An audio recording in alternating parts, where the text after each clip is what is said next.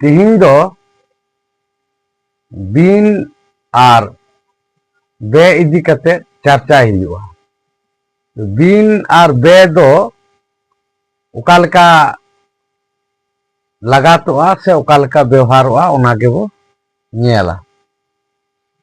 तो नोंडे बिन आर बे नोआ दो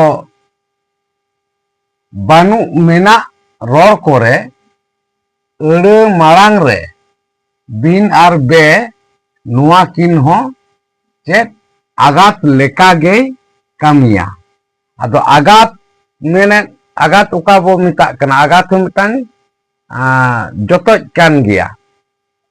तो ओना आगात जोतोज लेका नोआ बिन आर बे होय कामिया। चेत लेका बानु रोड़ खन गे बिन आर बे हुई कना। चेत लेका नोंडे नेचेल से दैके लेकाते जे बिन बी सान बिन बिन बीसान बिन मेंदो जहां बिंगा बीस बानुआ उनकान बिंगे नोंडे बुझे कना से उनकान बिंगा कथा नोंडे बुझे कना। आर चे बिन बुलुंग उतु मेने जहां उतु रे बांग बुलुंगा खान उका लेका बुझेआ मेने सबा गे जहां बुझेआ उना उतु रिया कथा नोंडे लयोगो कना से बुझे कना। तो उना तायम चेत नोआ मातो बिन इदी कतेत हुईना। तो नोंडे आर मिटांग चेत ना बे नो नोआ बे हो नोंडे दो बानु कथा कान गया। नोआ दो बानुआन मेनेट गे बुझेआ। चेत लेका नोंडे मिना बे धरम हर मेनेट जहां होड़ा धरम बानुआ उनकान होड़ा कथा बुझे कना। आर चेत बे जाति हर ताले जहां होड़ा जाति से जेब बानुआ उनकान होड़ा कथा बुझे कना। तो नो नोआ गे नोंडे बिन आर बे रिया लगात दो से मेनेट दो बुझे कना। नोंडे दो बनार गे बानुआन अड़े कान गया। आदो नोआ दो जहां अयत रिया मालांग रेगे नोआ अड़े किन दो व्यवहारों कना। तो उना साउते तिहिं आरहों नोंडे चर्चा तोरा हुयुक कना बिन आर बेन रिया फराक। तो बिन आर बेन रिया फराक दो चेत बिन आर बेन रिया फराक दो नोआ गे बिन दो सगई रोड़ कोरे गे व्यवहारोआ आर बेन दो गोटांग रे व्यवहारोआ।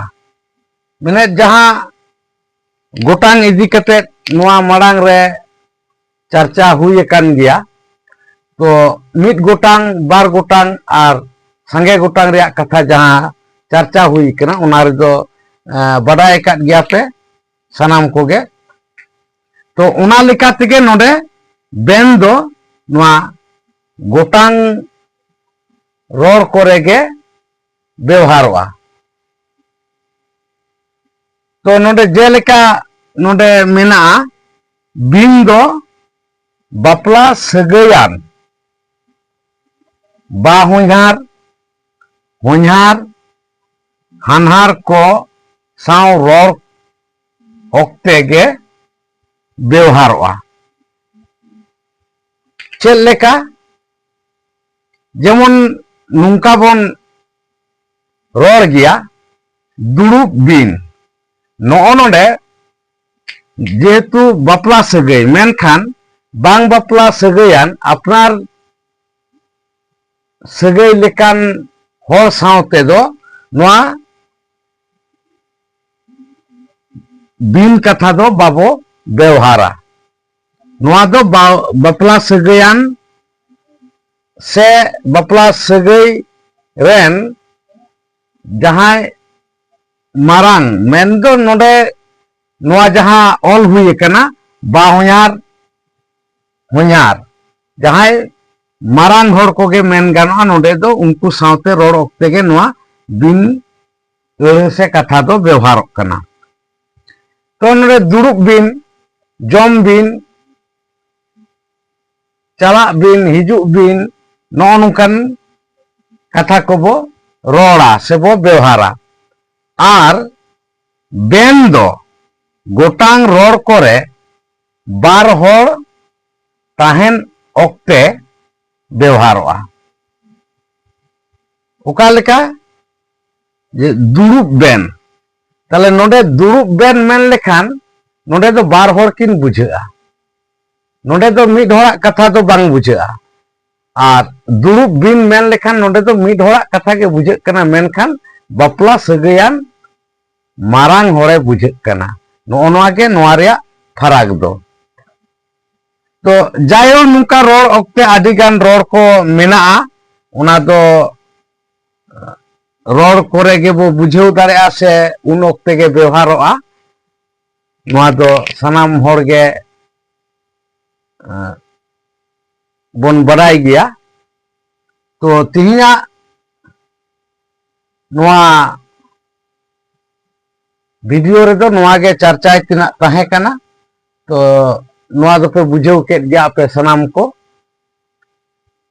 तो नोआ न्याल कते से अंजम कते अपेया जहां मेमेन तिना कथा को कमेंट बॉक्स रे कमेंट पे और नोआ चैनल रे वीडियो को दिनम गे न्याल इदी पे।